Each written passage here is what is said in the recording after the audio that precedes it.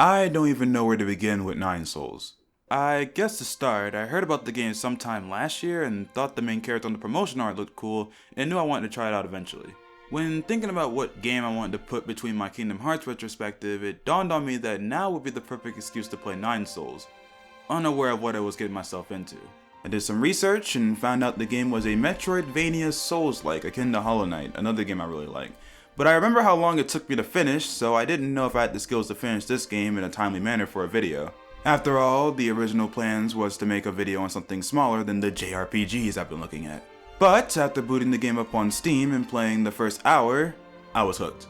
I blasted through this game in about a week. It was a good challenge, but I still think Hollow Knight is the harder game, but despite that, I prefer Nine Souls over it because this game is simply amazing. For starters, the art direction in this game is fantastic. The way the characters are animated in the opening and the in-game animations are all stellar, and the presentation is really good as well. I love the animated character portraits during dialogue cutscenes, and the different shifting facial expressions add so much character to the game. Nine Souls takes a more scripted approach to its storytelling. To continue with the Hollow Knight comparisons, that game tells its story through its environment and sprinkles details throughout the whole game. Here though, there's scripted segments of dialogue with tons of world building that kept me hooked throughout my entire playthrough.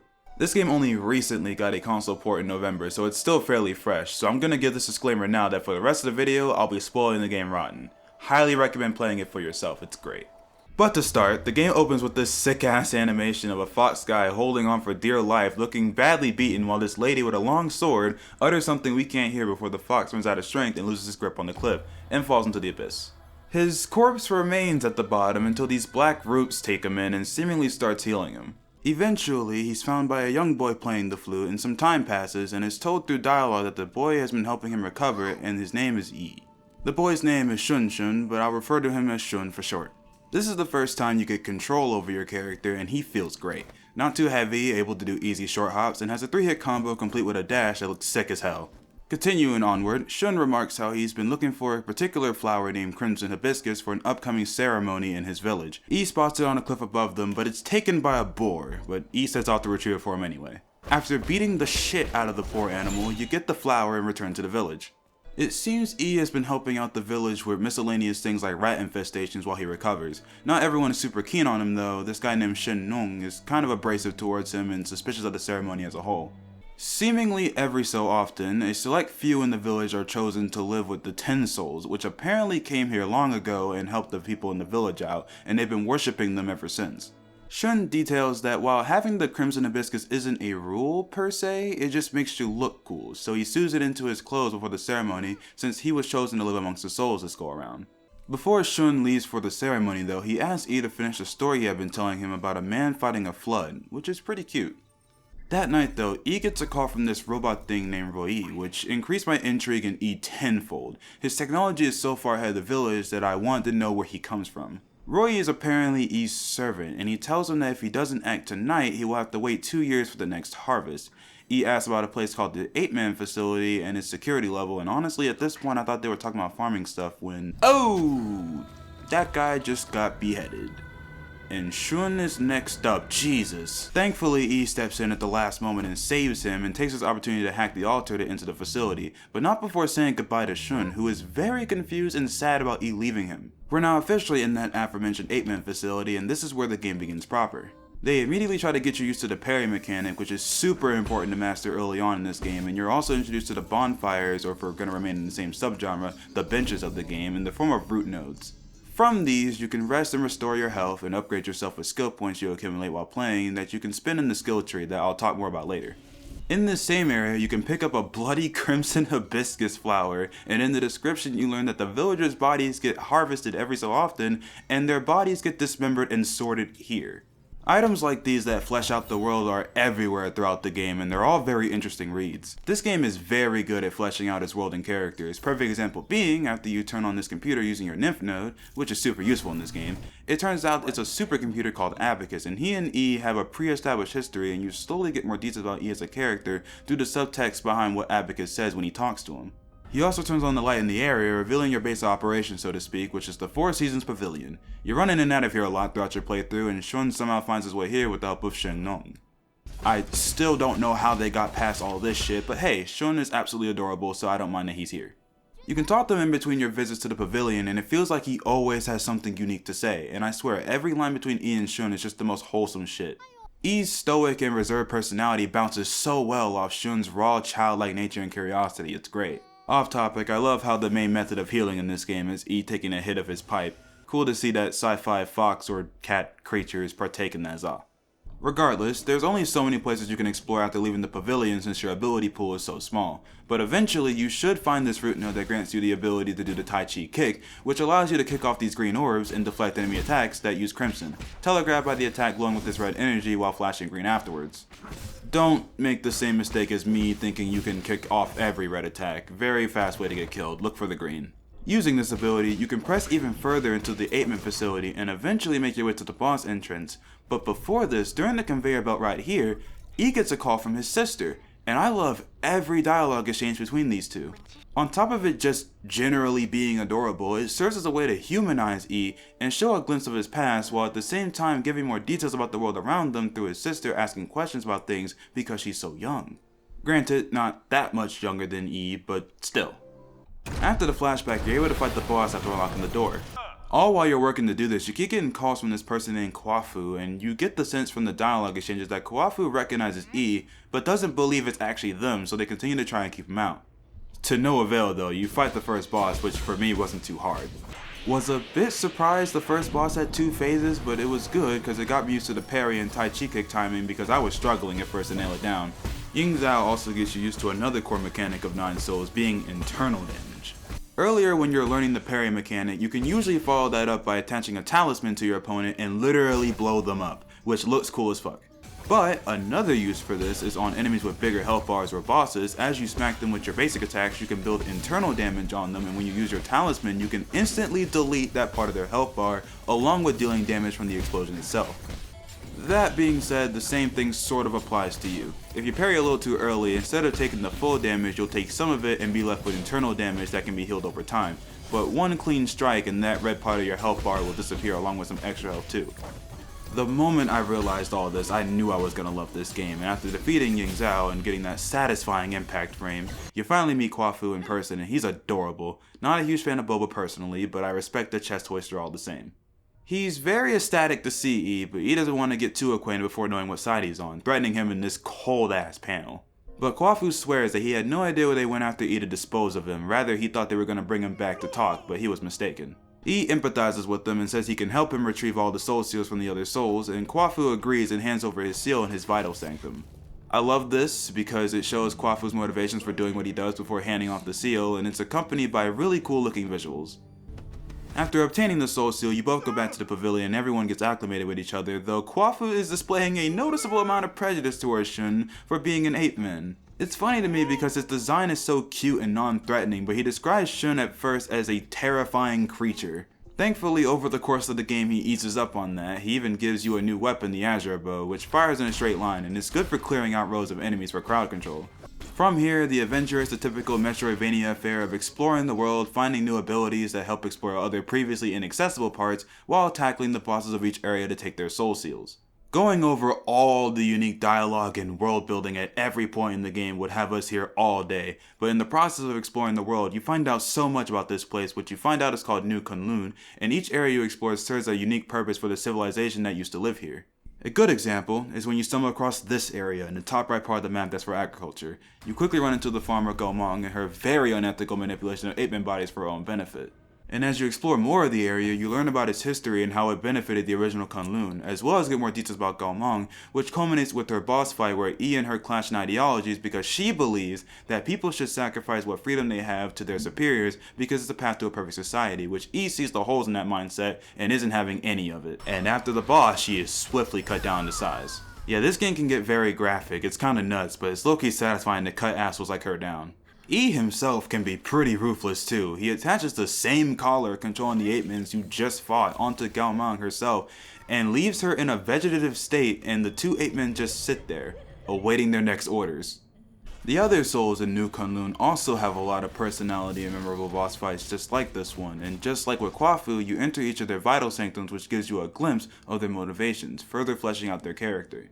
By this point in the game, you should have a number of these things called J's to choose from, which can give you different perks that you choose based on your own playstyle. I didn't even unlock half of the available Jades in the game, but I found 4 that stuck with me, which were the Status Jade, which freezes an enemy while a talisman is attached, meaning they can't hit me, but usually the bigger the enemy, the shorter the pause. But even fighting tougher bosses, this ability proved useful.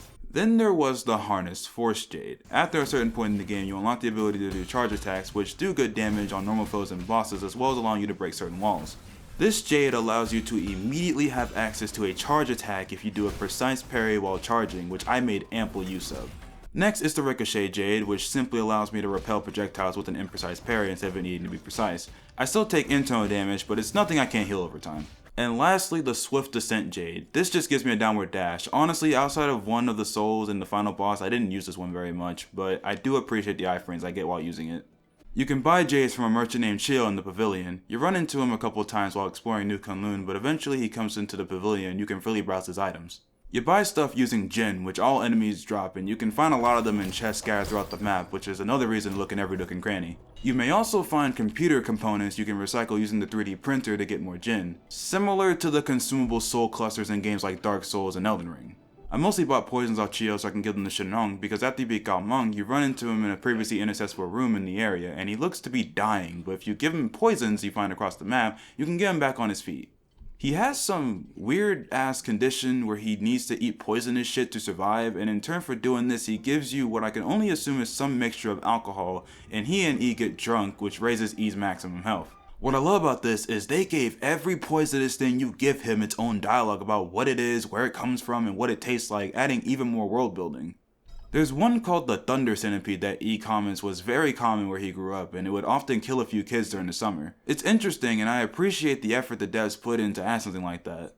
To go on a tangent real quick, this type of detail is persistent throughout the whole game, and I love reading it. You can give Shun artifacts you find on your adventures, and there's a unique cutscene for each one. The first one you give him basically allows him to do carpentry, and he ends up making a chair with Kwafu, and it's adorable. The more stuff you give him, the more the kid learns, and you can even give him technology from E's culture and have him learn how it works, and eventually he gains a solid understanding of it and makes a system to change the day and night setting in the pavilion to your liking. It's awesome. Due to the artifacts, the pavilion gets more and more lively as the game progresses, and he even makes a little marketable E plushie. It's cute. Some of these interactions drop little details about the mystery of E himself and his place of origin, or about his sister, so I recommend if you play the game you go after these because the character interactions are just stellar. But to finish off the options in the pavilion, the 3D printer can also use your Jin to make things as well. I mostly upgraded how many charges I had in my pipe, as well as walk over to Kwafu, who can not only upgrade your bow, but even change the arrow's properties, but also you can buy an item from him that makes your Pendulum more potent. While we're here, the skill tree has a number of useful abilities on it as well, like giving you talisman charges so you can use more talisman explosions, which is always nice. A couple skills make it to where just doing things like parries and Tai Chi kicks also build charges, and other skills grant access to whole ways to change how your talisman explosion works. Personally, once I unlocked it, I stuck with full control, which allows you to add extra charges to your talisman explosion, which does even more damage to the opponent, and eventually you can upgrade this even further to go from 3 stacks to 5 stacks, and the damage is oh so crunchy. You also get your basic damage upgrades on your sword strikes, and cool things like doing bonus damage on enemies you sneak up on and land the final hit of your 3-hit combo. Got a lot of use out of that. You're gonna need these skills if you want to gain an edge on the other souls, because some of these guys are pretty tough. But try not to die without picking up your Jin experience again, because like in other Souls games, you lose all that if you croak without picking it back up, which can be very annoying in a game like this where there's multiple uses for your currency. The other souls themselves are also bursting with personality while rocking some cool ass designs. Well, maybe the exception being the old guy. His boss was fun, no doubt, and I love exploring the area before it, but after I beat him, I was kinda left feeling like, oh, that's it? I mean, I still died a couple times on him, but something about it was just a little underwhelming. Though, immediately after, I got a call from another soul named Jia Trin, and that man gave me his name, address, and social security number and marked his shit on the map and told me to pull up to run the once. So I'm like, say less, I'm about to give me another soul seal. And I arrive only to see this tall, broad looking motherfucker who proceeded to beat the brakes off my ass and throw me in his dungeon, where he then proceeded to torture me for what I can imagine was a couple days, and when I finally escaped, I was so weak the game turned into a survival horror where I had to hide from these monstrosities. It was honestly a good stretch of gameplay, one of my favorite parts of the game, but immediately when my character was all better, I had to get my get back. I learned this new counter technique that parries all red crimson attacks this time and proceeded to run this man's fade, and after a few attempts, I got his ass, and it was very cathartic. The sound design in this game is also a huge reason why taking these guys down is so satisfying. Just listen to me fighting this guy.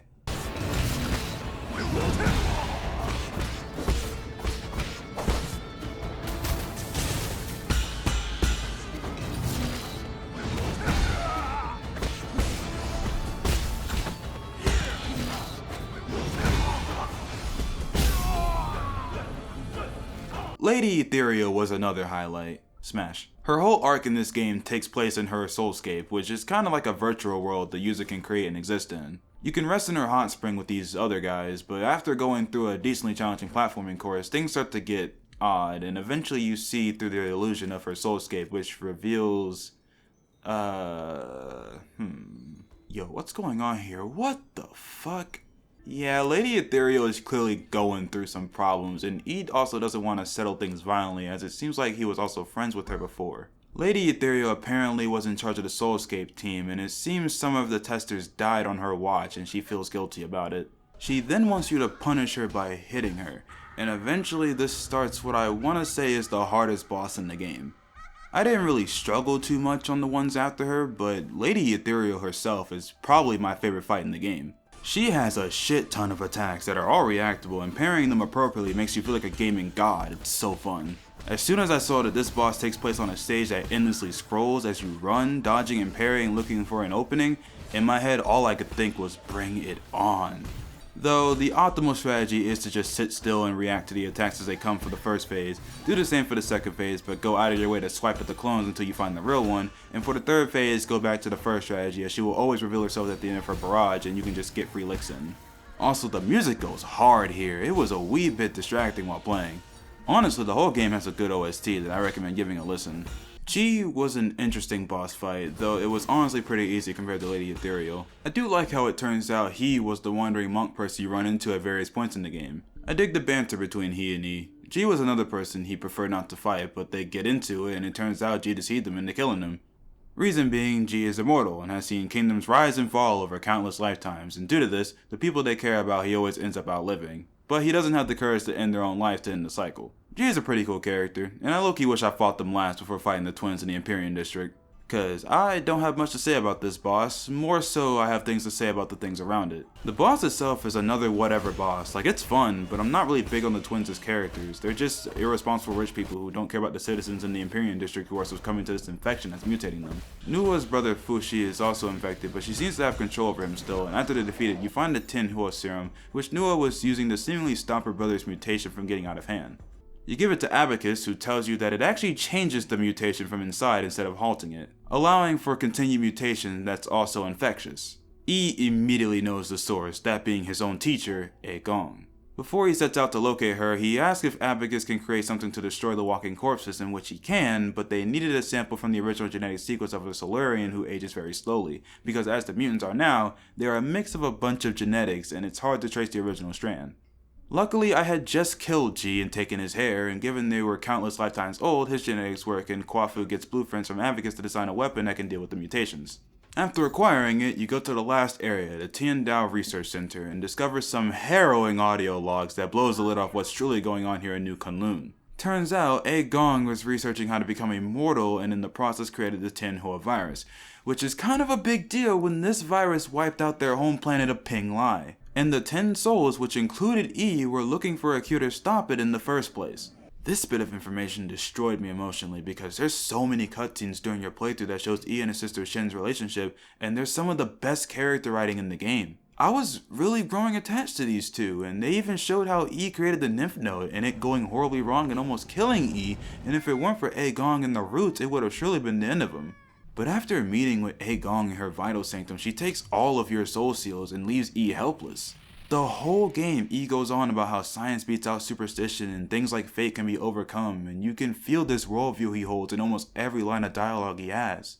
This actually puts E in conflict with his own parents when he was younger, and unfortunately later his sister, who always had a more whimsical and in some cases spiritual view of the world, that eventually put her at odds with E when she proposed that maybe the Tin Hell virus was just the fate they were meant to go through, which pisses E off. He then promises that he will come back to get her before they set off for New Kunlun. This virus has taken their parents from them and E refuses to let the same thing happen to his own sister.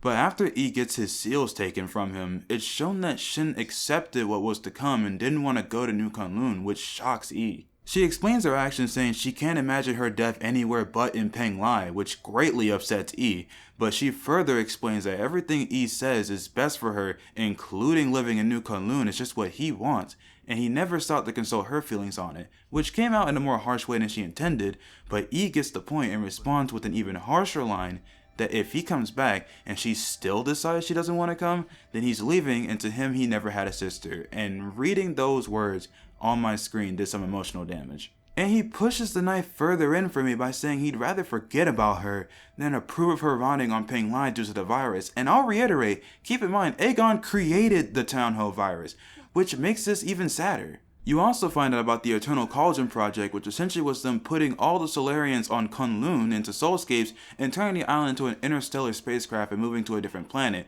And the planet they chose was the 8-Man planet because they could harvest their brains to power the soulscapes, since it required a lot more power than even their advanced technology could provide. Hence why even characters like Kwafu had such a low view of the humans here. Okay, look, I stuck with calling them 8-Men this whole video for the sake of terminology, but they're humans, alright? Like, come on. But that's crazy to me. Aegon created a problem, then had the council she led search for ways to fix it while wanting it to spread because she viewed its immortal properties the mutation of the virus had as a next step in Solarian evolution, leading most of her planet, including E's sister, to believe this truly was fate just coming for them. And she's gone. E never came back for her. But at this point, E been known what needs to be done now. Aegon has gotta go, and after a very slow and honestly a little tedious autoscroller section, you eventually make your way back to the pavilion. But it was raided by Aegon, and they killed Chiyo and did severe damage to Abacus, and he's forced to shut down. Shun and Kwafu are safe, but Shenong? Nowhere to be seen. In fact, I have no idea what happened to him, even as I'm making this video. But alas, he proposes one last idea, and that's to use the remaining energy they've been storing through the roots all these years to return to Ping Lai. But in order to do that, E needs to stop Aegon and get the council code, which is what we needed all the seals for. After one last string of dialogue, you start the final boss against Aegon, and it's a fine fight. I'd still say Lady Ethereal was harder. Aegon's attack patterns are just oddly timed, but like anything else, once you get the timing down, she goes down with little issue. I do love pairing these Virgil-ass sword swings, it's pretty satisfying. But with that, you defeat her and return to Ping Lai and walk through the destruction the virus caused before stopping what I'm presuming is your new home with these strange humans that I have no idea where they came from besides Shun, I think that one is. And that ends 9 Souls. What a video game. If you're still here and want to play the game even after I crack the whole thing open, I say still go for it. There's still a lot here to experience, and character dialogue I didn't even go over because again, we'd be here all day. I did hear that there's a secret ending, but I didn't go for it for the video because that would delay this shit by a fair amount because you basically have to 100% the game, and I will definitely do that on my own time. If not that, then just watch it on YouTube. But wow, 9 Souls has genuinely become one of my favorite games to come out in recent memory, and I really enjoyed myself. It's only $30 too, which for how much I got out of it, I'd say it's well worth it. Anyways, it's back to Kingdom Hearts for me. I'll see you all with the Kingdom Hearts 2 Final Mix video. And as always, stay safe, peace. So my microphone is finally deciding to work now. I had to close DaVinci to fucking get it to work. But yeah, I am tired as hell. But as always, like if you like it, dislike if you dislike it. Buy this game if you haven't considered doing so already. Buy it, it's so good. And yeah, treat yourself, stay safe out there in these trying times, and yeah, peace out.